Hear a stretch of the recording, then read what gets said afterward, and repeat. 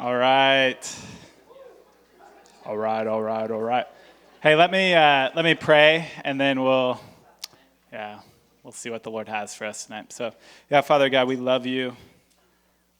Yeah, you always have so much better than we deserve for us. And we love to be in your presence. God, we love to be in your house. We love to be with your people. And yeah, you've made it that way, Lord. And so we thank you. I thank you for my family and just the joy that they bring, just my church family. And Lord, would you bless us tonight, God, as hopefully we talk about your plans and we lean into what you're doing and we pray, we seek.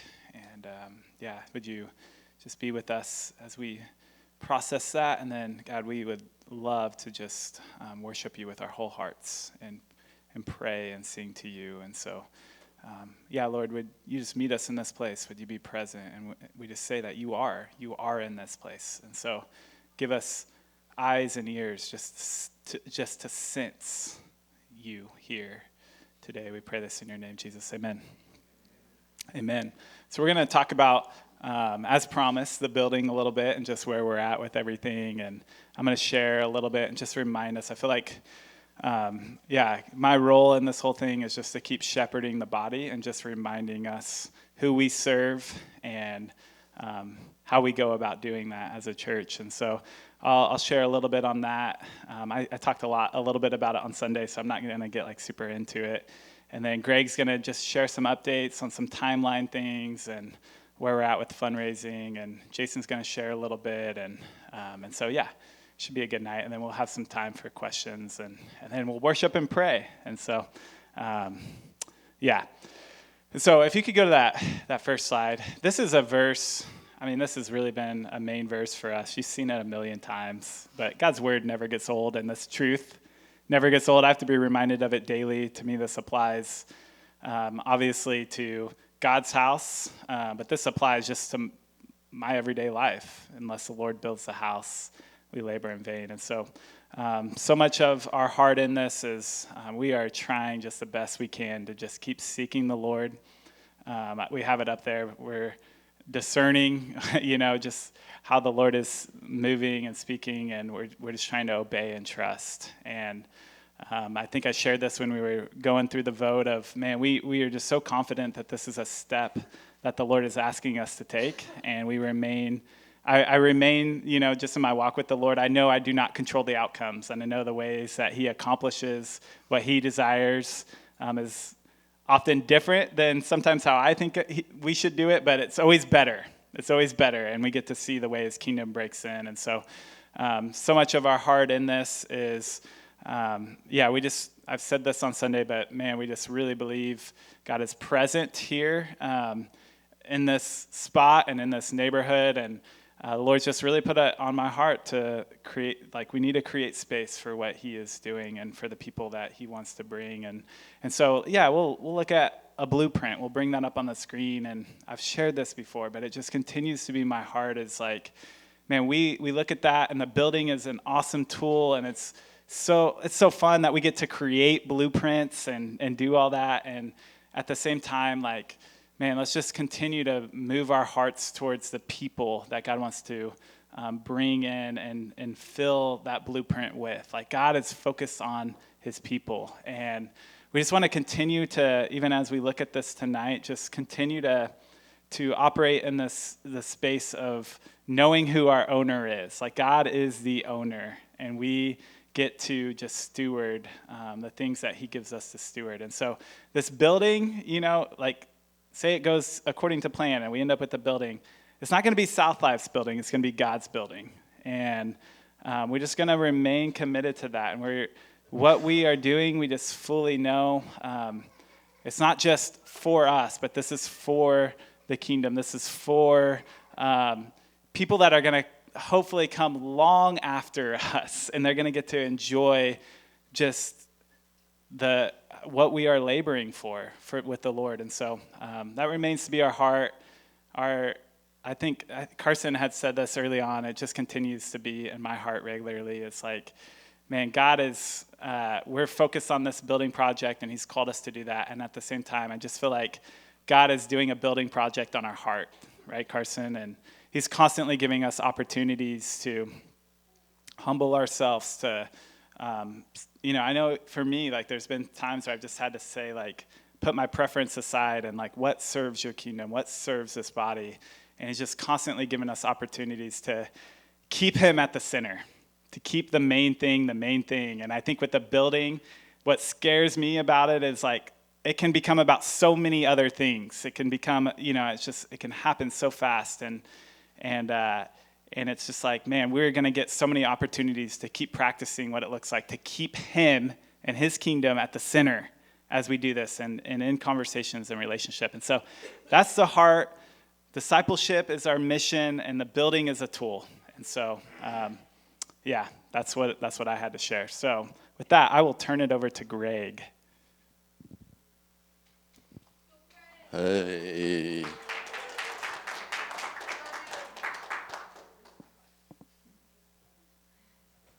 I think that's the first time anyone's ever clapped for me. Just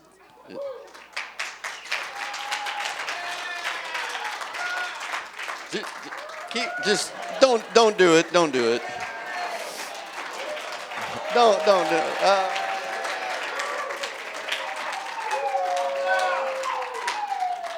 What did I just say about keeping your eyes on Jesus? You guys need to listen better, or listen to the right person. But I'm really excited that you guys made it here tonight and had great fellowship at the potluck, great soup and all that. So we'll try to keep it up with the building and just keeping you guys updated. So here we go. Let's go to here. Phase 1. How many people love and continually now park in the new parking lot? All right. It's so nice to have. I just remember not this winter, but the winter before. So it had been sometime around fall of 2024. I'm like, what are we going to do if it snows? And we're parking in the grass and all that. So it's really exciting to see that done. But here's a little bit of a snapshot of, we had an approved budget of $250,000. We've spent and committed to date right at $248,000. And this covered the parking lot. We also hired the architect to do some work on the building design, so that's all in there, and also the signage. Lighting is shown on there, but that's an add-on.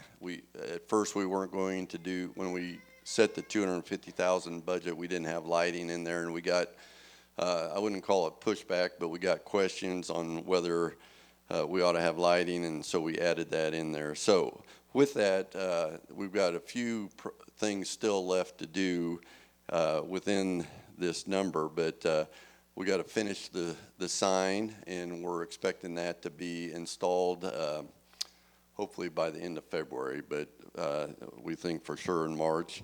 We got the lighting, kind of same schedule, but also landscaping, and I'm probably going to meet with someone on Friday to kind of go over that and get that dirt pile kind of smoothed out and get it out of the way. So I think Kevin gets a daily call on what are you doing with that dirt. So anyway, a lot of good things, and excited that we have a place to park. So moving forward then to the next slide, just kind of wanted to remind people of kind of the leadership that we've got on this building project.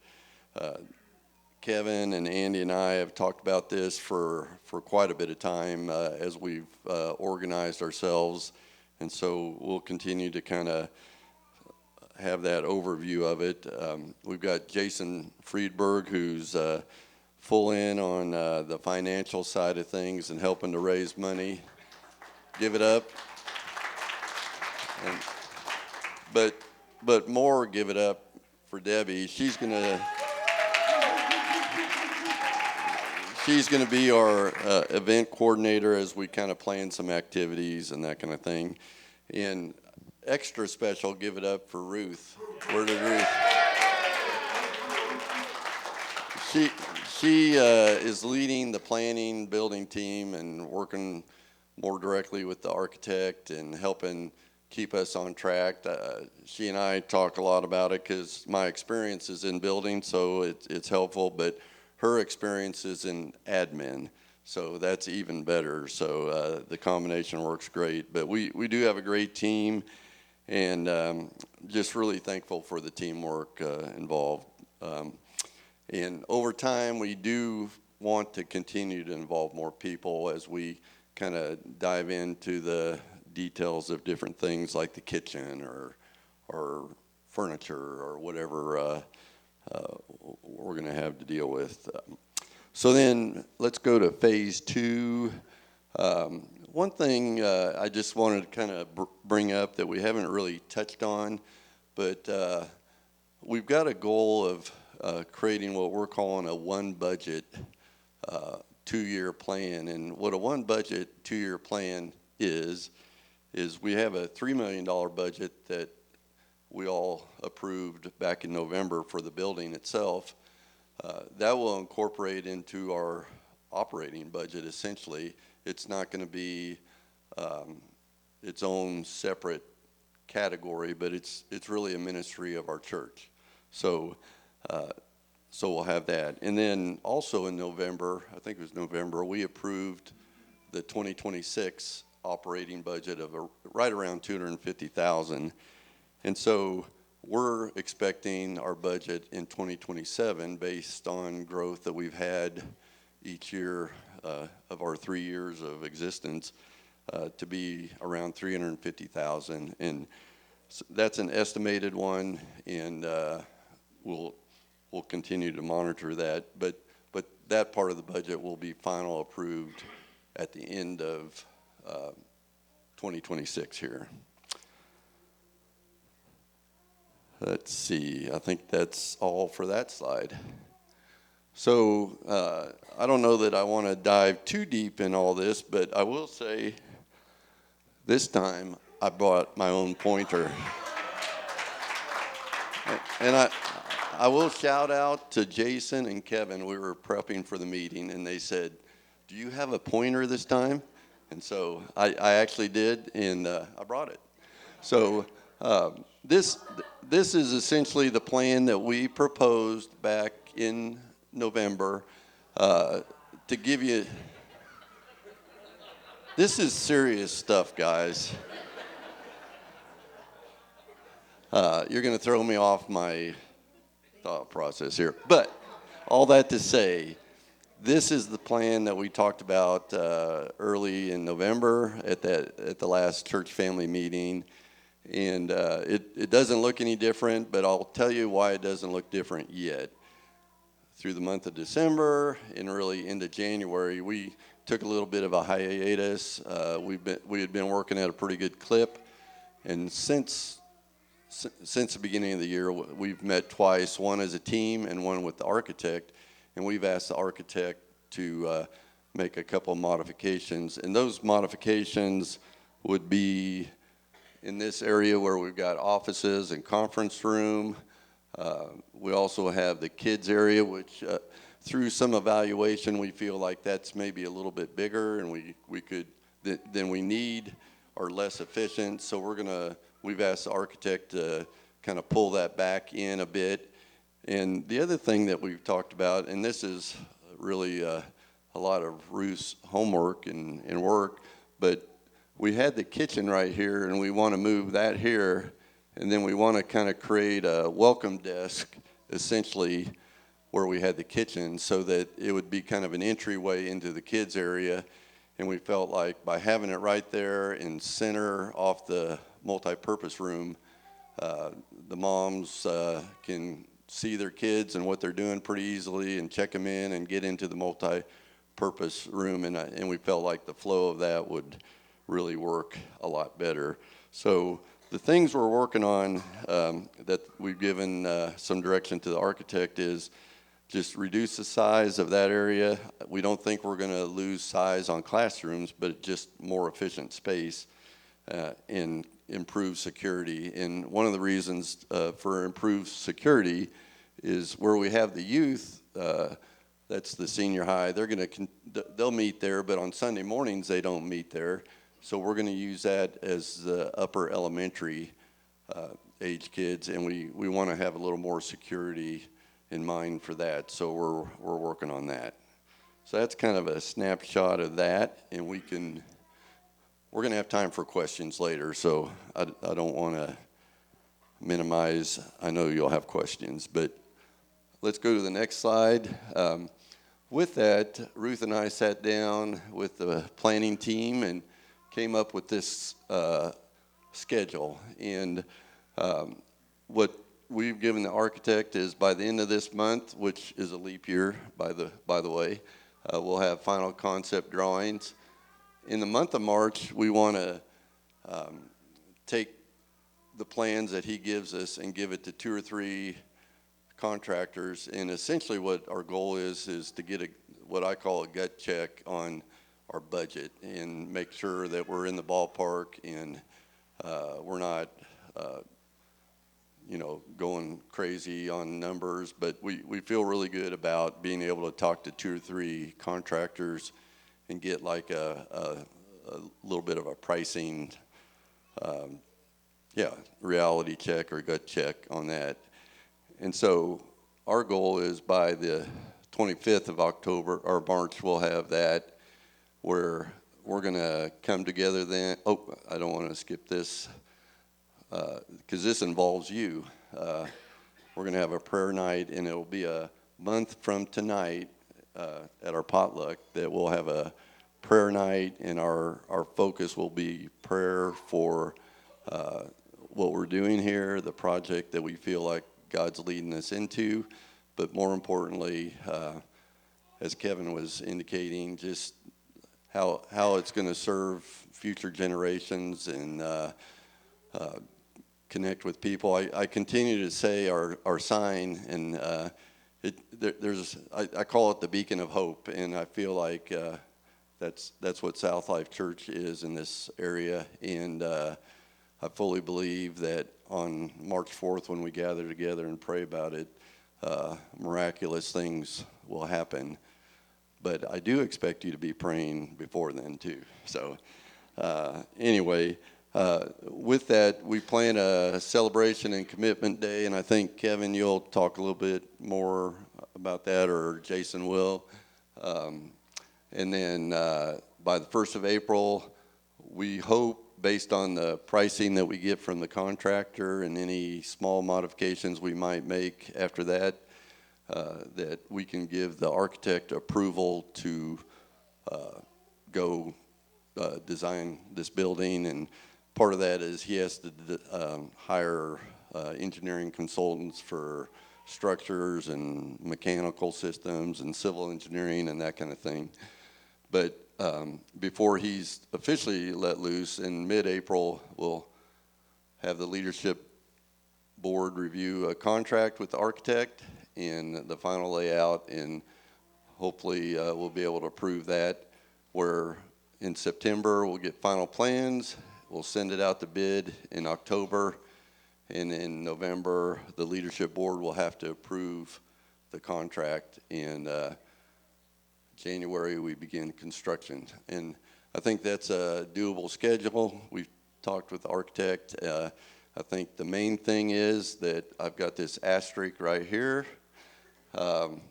We got a go or no go, that we've committed that we're not going to start building this project without a minimum of 75% of the funds committed or raised. So, and when we say 75%, that's 75%, and I don't think we really talked about this last time, but it's 75% of our operating budget for 2026 and 2027. So that would be a total of $2.7 million. So let's move on. It wouldn't be a meeting without something new to explain. I can't explain why that's upside down, but it is. But this is our property. But I will say it's amazing how God works and you guys know that. But I think Myron went over to our next door neighbor right here and just, I don't know if it was kind of random or the Spirit led him or he just had an inclination of some sort. I guess an inclination is the Spirit telling him.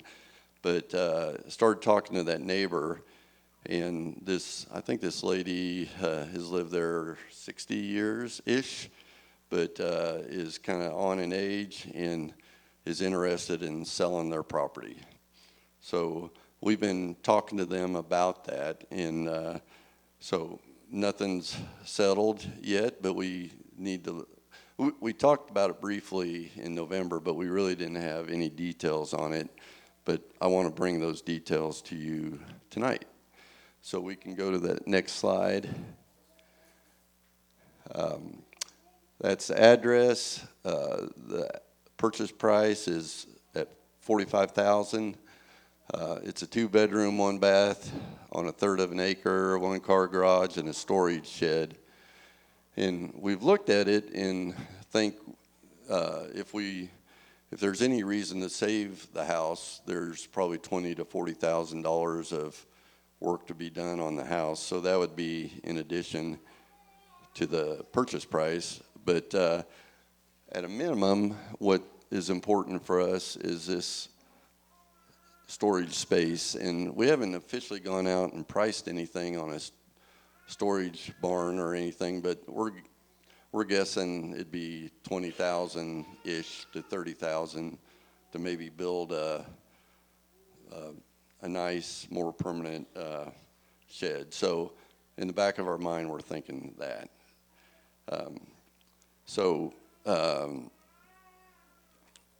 We're praying for what God could do with this property long term, and we think at minimum, and we've been counseled by people that if property comes up, you need to seriously think about buying it. And I think it's a way to protect us for the future, in particular parking, is I think with the 300-seat multi-purpose room, and who knows if we have multiple services and we need to flip over cars. Having that parking would be great, but for sure the storage unit or storage building would be great. The things, and with this being new, I just want to assure the plan is to keep this within the Kingdom Campaign costs. So the $3 million that we approved in November would be part, this potential purchase would be part of that. And I say potential purchase because you as members of South Life we would bring this to you, and there'd be a motion and a second and discussion and a vote. So we can't go buy this property if we're not all unified in that process. So I just kind of want to give you a background of that. Now, yes. Yeah, I wanted to be clear too on the storage that we were looking into.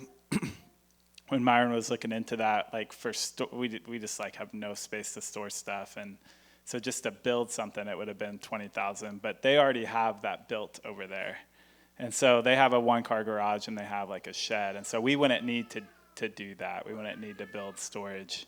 And then what was really cool too is. And Carson can come up and he's just going to share a little bit about what the Lord's been put on his heart about that property. But we've had numerous times where we just went over and spent time with Mildred. She's a neighbor, and she knew the pastor here before, and we've just gotten really close with them. And they have just it's her wish that with that house that she's just loved on for so long, that the church could use it for ministry. She has said that, and she's had neighbors reach out and say, I will pay whatever it takes to get that. And she's like, no, we want to give it to the church. And we've done really, we've worked with them to say, we want to make sure she gets the market value for it. And so she's reached out to people. We don't want to, this is her, she's in her 90s, and this is her retirement. And she's really close with her granddaughter. And And so we want to make sure she gets the fair market price for sure. But also we see it as such a God timing thing as we're doing this kingdom campaign, that she would reach out, that they would reach out and be so hospitable. And the Lord just met us as we've loved on them and ministered to them. And for her just to say, that's what I want to do with my property, is I want to see the church use it for the kingdom, is just really cool. And so, Carson, if you want to share just a little bit about just some of the stuff the Lord's putting on your heart with it. Cool. Yeah, I don't need to share long, but just the opportunity of this property coming about was pretty exciting. And just started dreaming about, like, what could we potentially use this for? How could we bless others? And so there's lots of opportunities, some different things that we could do if we were to renovate the house. We could potentially use it as an office space. If we were to renovate this area, in that process, it could be a place that the offices could be located for a time. And that's just one of many. We could use it as a place where a community group could be hosted at times. It could also be an Airbnb location that, like, people in our church could use. And, like, if you have family coming to town, you could say, hey, our church has this property next to the church, and we could rent that out for you for a weekend or something like that. And so it could potentially, we could make some money off that could support youth or some other ministry. And we could also use it for people that are a part of our church family. If they're going through something challenging and need a place to stay, that could be a place that they go. But the thing that stood out to me the most about the opportunity to do that is our mission statement as a church, which is to be from South Wichita sent to the world. And so obviously God has called us to go make disciples of all nations. And some people he's called to go to other countries and take no bag and take nothing with them, and to sell all they have and go. And so it'd be a pretty cool opportunity to have a place where if those people go and are sent and they take nothing with them, to know that the church family that's sending them has a place that they could stay if they needed to come back for a short time, whether it was to visit family or to raise support, or whether they just needed to rest. And so I had kind of dreamed of what if it was called the Rest Home, and it could be a place for rejuvenation, encouragement, safety, and being tended to. And so those people that go and give their lives as a sacrifice come back, and we tend to them and care for them and love them as they could spend some time in that home. So obviously lots of opportunities. Nothing is like, this is exactly what we're going to do, but it's really exciting when it feels like God's giving something to us that we can take it and then give it back to him and say, what do you want us to do with this? So, yeah, super excited. Yeah, that is exciting. And just based on experience and with missionaries, and over time we've had them in our house, and just needing a place to rest, it's a pretty cool experience to be a part of it. But I can imagine having their own space while they're here would even give them more rest, because usually I put them to work doing something, but no. But all right, well, to get moving forward, I'm going to invite Jason up here, and it's kind of weak, but there we go. But I've really appreciated getting to know Jason and his heart and his energy, and I will say the energy that he brings is off the chart. And sometimes I just gotta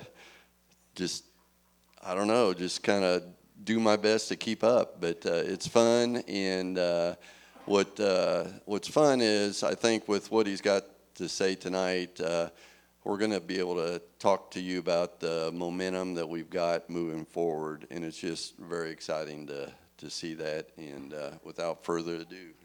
Thanks. Before we switch over, just real quick, I think I've met everyone in here, but it's introducing my background and my history. And for a lot of years, I've spent a lot of time doing projects for people that are shareholders who want to make money. And this is the first time I've been able to do a project for people that want to win souls for forever, right? And so when Kevin talks about the eternal repercussions and the eternal impacts, this is just way more fun. So it's a lot easier to have a lot of energy, because this is way more fun than building buildings for people that want to make money. So if you want to slide over to the next slide, as Greg said, we've already got a lot of momentum, and we really haven't kicked off in totality yet. The verse our verses, Isaiah 55, 10 and 11. That just rings true so many times, just by putting the word out there, sharing the story of South Life, sharing your story, sharing your heart, sharing our heart for this community. You never know what's going to happen, and then a week or 2 weeks or 5 weeks or 2 months or a year, someone's like, hey, tell me about that again. And I think through those conversations and through a lot of what folks here have done, we've already raised or have committed almost 700,000 of the 3.6 million. So we got a pretty cool head start. Still have a ways to go, but I don't know. I think God's just in it all the way, and our job, I think, is just to stay out of his way and say yes when he asks us to have the conversation, and then see what he does and get back out of his way. So the next slide is really what can we do and what can you do, and what's the commitment that we're asking for. Number one is just pray with us. I think you, Kevin, did this a while ago. Challenged us to set an alarm at 10:11 every day. I've done that, and most of the time I'm in a meeting, so it's just a really quick prayer. Sometimes I have time to pray longer than a quick prayer. Sometimes it goes off, and I'm not by my phone, and somebody's like, what does Pray for South Life mean? And then you get to share the story about what it means. And so even that's kind of cool.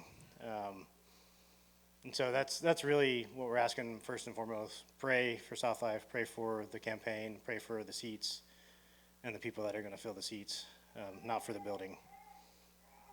I can't see that, Greg. I need your notes. The secondarily is pray for what God may be calling you to commit, whether it's time, treasure, or talents. It doesn't. For each of us, it's different, and for each of us, it's perfect as long as we respond to what God's asking us to step into. We all can bring something that helps us get to the, I don't like to say finish line, I like to say starting line. That helps us get to the starting line of the next chapter. I use this term all the time, friends of friends. You don't know what conversation you're going to have that's going to lead to a conversation of somebody saying, hey, I know this person who I think would love to help with this. For example, I was introduced to a guy that owns a painting company and was telling me about this project, and he's like, I don't think I can give any money, but I'll do all the painting for free. And I think there's going to be a lot of painting. He's like, we donate one project every year. When you're ready, this will be the project we donate. And so just things like that. And it was a friend of a friend, right? It was like just hey, I don't know if I can help you, but this guy might. And so that's where I would encourage you, if you don't know how to have that conversation, or if you have people on your heart that you think, hey, I really want to tell this story, I'll help you tell the story. You can put me on a text message to him. I promise I'll reach out to him and just have the conversation and see where it goes. And I think the number one thing with that is not having expectations. You just try to listen, try to respond, and then just see what God does. And it's walking in expectancy that he's going to do whatever, or it may happen today, it may happen 2 years from now when we're trying to do whatever God's calling us to do next. And then Debbie is going to help anybody who wants to lead or step into any kind of a fundraiser, so dinners, potlucks, raffles, silent auctions. I'm sure there's lots of ideas. I'm not very good at that side. So Debbie's volunteered. If you have something on your heart that you want to lead, and we're going to ask you to lead it, which is, kind of not always the funnest part, but Debbie's done a lot of that, and she can help you coordinate and help you say, hey, have you thought about this? Have you thought about this? And help get volunteers and resources from within the church that maybe these people have told Debbie want to help, and you've got an idea, and just connect them, and then you guys can do it together. So I do think it's going to take every single person in the church to get to the next phase and to the next starting line. But working under Greg and Andy and Kevin has been so much fun. I've learned so much from Greg. He's got a lot of energy too, so don't let him fool you. He's got more gray hair than me, but I think I have a hard time keeping up with him. So anyway, any questions, Kevin?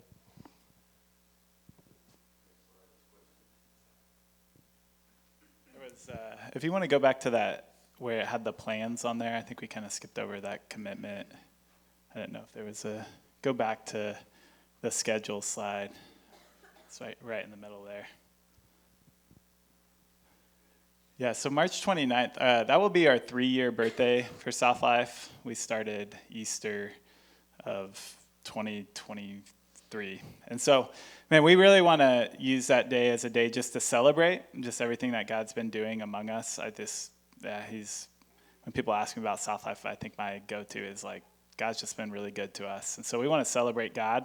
So we're going to have our service, but then after, and we've missed the Sunday potlucks. These Wednesdays are awesome, but I just miss also just being able to do it on Sunday. So hopefully, we've talked about catering. It may or may not be Medis. We'll see what the Lord does. But just a way to really celebrate. Yeah, Glory's pumped about that. That's the most excited I've seen you, Glory, tonight. No, just kidding.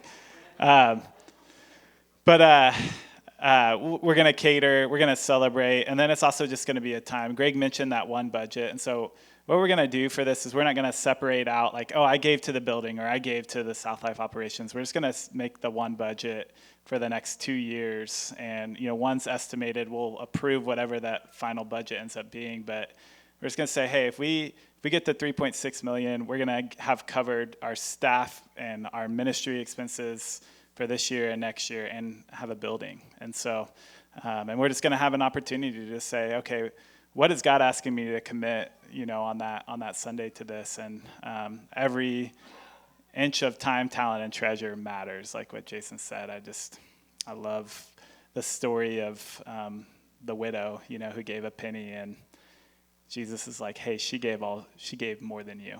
and Lord just honors that. And I just challenge you to keep thinking, like, this is our building project. This isn't me, Jason, and Greg's. Like, this is all of ours, and we get to all play a part in this. And so give it over to Greg to answer the hard questions. All right. Any questions out there? We've got a lot of stuff we're working on and maybe some unknowns, but I'll try to help as best I can. Chuck.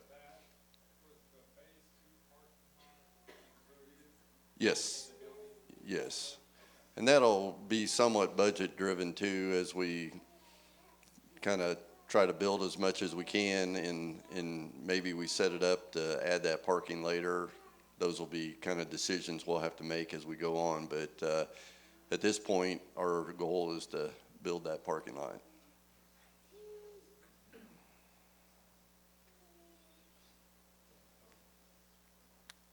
Marnie.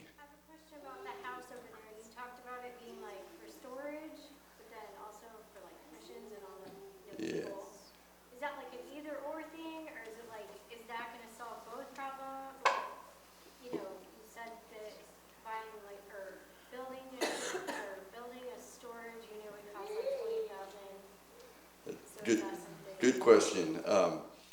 There's a storage building there that's bigger than all our storage that we have here that's already exists, and there's a garage. So right here, is that the garage? I guess that's the garage. But between this garage and that storage, we basically use this. I think we have some stuff in here, but it's kind of dilapidated, and we have this over here. In the end, this is going to disappear, and really this storage is a little bit rough. So we feel like by having this, we have a lot better storage opportunity. So now then you have the house, and that's more about the description that Carson was talking about, and kind of we're spending this money. What is our vision for this property? And I think that's kind of what staff is rallying around, of what can we use this property for, particularly the house, because if we do decide that it's worth remodeling, because it would need to be remodeled, there's some money that has to be expended on that, and do we feel like there's a value to do that? Because I can imagine someday if we need that for parking, that house may be gone. So we got to kind of weigh the pros and cons of that. But how much the house is selling for on top of? yeah, if you go, it's all one piece. So if you flip to that next slide, everything on there is that 45,000. I'm sorry, I may not have said that, but that the purchase price of the whole property, garage, storage, and house is $45,000. Yes. How was the March 4th vote date determined? Why was that established as that date? I think it was because we're having a potluck that night, and it was, right.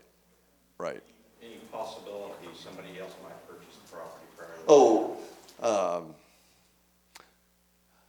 that's a really good question. I think at this point right now, we feel like we're the ones buying that, but until you have it under contract and so forth, it isn't ours. And until we have our vote. I know a month doesn't seem very long. Yeah, But it's a long yeah. time, in my opinion. But I understand that there has to be certain procedures in place to be done prior to Yeah. taking a vote by the body. And are you suggesting maybe we ought to have a vote sooner, or, okay? We would like to have that, but we didn't want to just like catch you guys by surprise either. So we had a lot of, we had a lot. We'll take that under advisement. So, but we think it's really something God's brought us, and we can't just ignore it, so. Yes. So the plans, blueprintish plans, they're real hard to see on the Yeah. screen. I was curious if are they out there somewhere? Have they been sent out, or I could have missed? Ruth can help me on that. Have they been online ever, or? Okay. They were on an email, like when we sent out the presentation for the meeting that we did in November. But Yeah. we can send those out again. But there will be updated pretty soon. Yeah.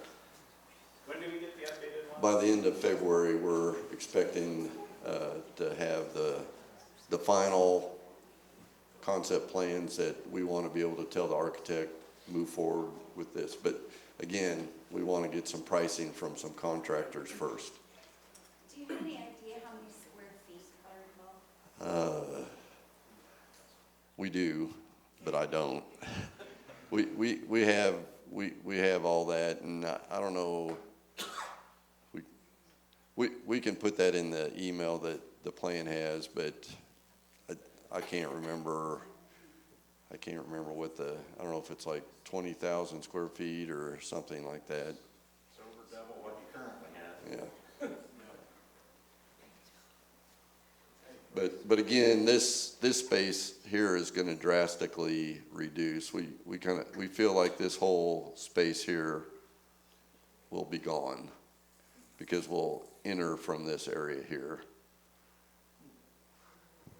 Yes. Grady, is that floor going to be on the same level as this? Yes.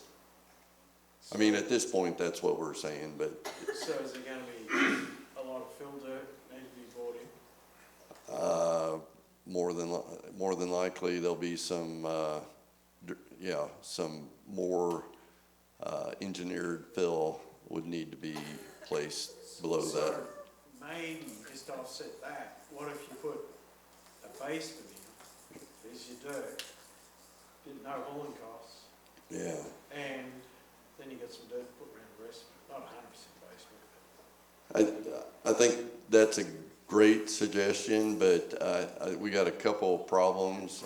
We feel like as we've worked through, because we've had that discussion. One, just the cost of the basement probably could potentially put us out of reach of being able to do everything we want above ground. But really, the biggest issue would be the groundwater. We feel like we would jeopardize our building and the costs that would have to be associated with keeping the groundwater pumped out so that we don't flood our basement. Yeah, what's the static ground? 12 feet down. Yeah. Not even 12 feet down here. Yeah. Yeah, not even that. My company worked on a project after the fact that kind of studied the groundwater problems down here, and I know it's a major problem. So we don't. You can dig your own well. Yeah, yeah, yeah. But that's a great question. Mary? Going back to the phase one, you had signage and lighting. Are you talking lighting for the parking lot, or are you talking lighting for the sign, or are you talking lighting for both? Well, when I put the word lighting, I was only talking about the parking. We got 3 poles that will go out there that will be on the Seneca Street side, so they'll be kind of pushing light this direction. We kind of felt like if we need more light, it would be really easy to add it on the east side of that. But the sign will have its own lighting, and it'll be a backlit sign. Yes, Mike? I want to get to prayer and worship, so I'm going to ask 2 questions. That's Okay. all I'm going to ask. Is there going to be any grade where the seating is? Any? Grade. Slant. No, it'll be flat. Okay. Flat. Where's the sound booth on there? Just out of curiosity. The sound booth, John, I think that's right here. Okay. Will it be elevated? Will it be what? Elevated. Yes, more than likely, right, John? He's the expert. Those kind of things, when we get into some more detail, I can imagine John will be working with the tech team on some of the finer details of what that looks like. I have a question, because you were saying how the main point is to continue to reach out and invest in people, and so I was wondering, because obviously this whole thing takes a lot of time and energy from all the people investing in it. Do we have a plan to keep putting up time and energy into discipleship as we go through the building process? I think, yes, obviously, I think we're here, and that's our mission.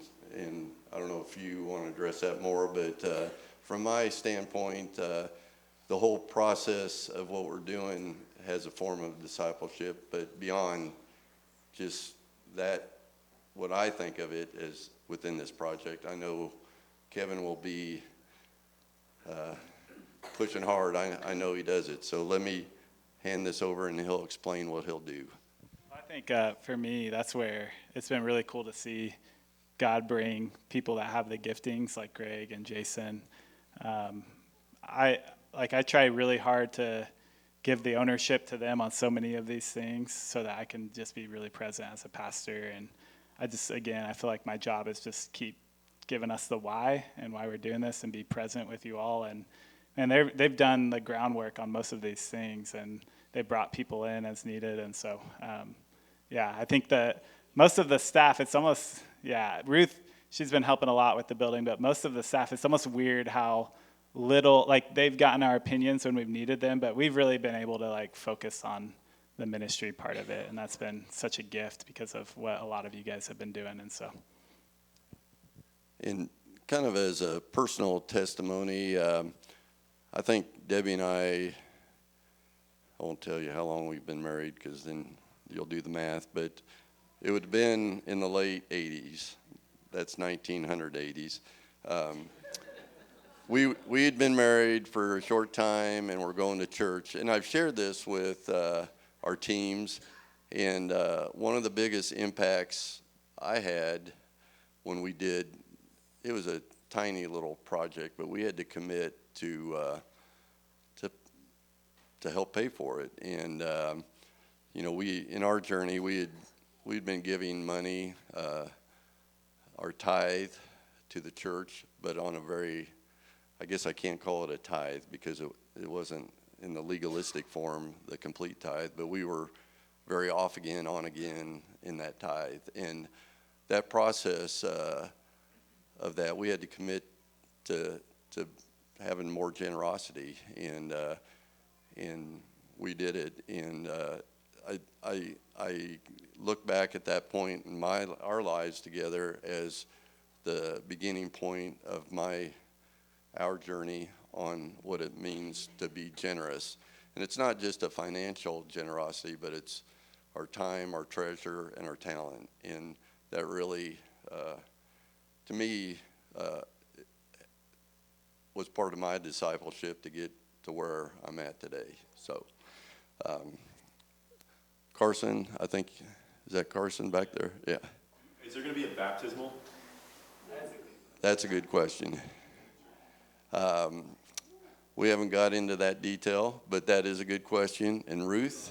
Full of water all the time. Yeah, yeah. I don't know that there will, but like a permanent one, but I know for sure, without thinking about it, there's going to be an option for what we're going to do for baptisms, because that is what we want. There we go. We'll put a heater in it this time, though. These are really good questions. Is city sewer, is this place connected? Yes, yes. We're connected to city sewer, and it's out here somewhere over here.